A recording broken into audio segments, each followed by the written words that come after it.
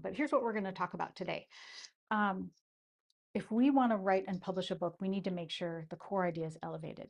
And what I mean by that is making sure that people that we talk to about our book or our ideas understand what we're trying to communicate to them. Um, and in order to get there, we have to go through these steps. One is recognizing that anxiety is going to throw resistance up for us, and I'll talk to you about that. If we recognize them, we can then reframe them into something that we can do something about. Another key aspect of elevating our ideas is identifying our deep motivation. This is the thing that sustains us when it gets hard, and it always does.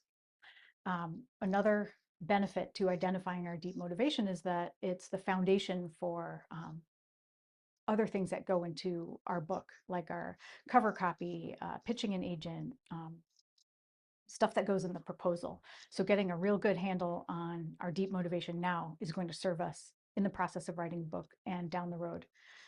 The big activity will be describing our ideal reader's problem, because again, we're trying to make sure that our idea resonates with our ideal readers, with people that we're trying to communicate information to about our book.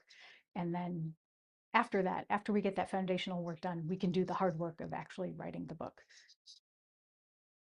So Jean already introduced me, and I won't spend much time on this other than to say my first career was in the publishing industry. Then I became an anthropologist. And then sort of combining those two prior careers got me to be a book coach and a writer today. As a writer, I have to face my inner saboteurs every day when I sit down to write, and we're going to talk a lot about that mindset. And as a human, I've learned a lot about how anxiety gets in my own way, and how I can work with it instead of against it so that I can reach my writing and publishing goals, and I can help others do it too.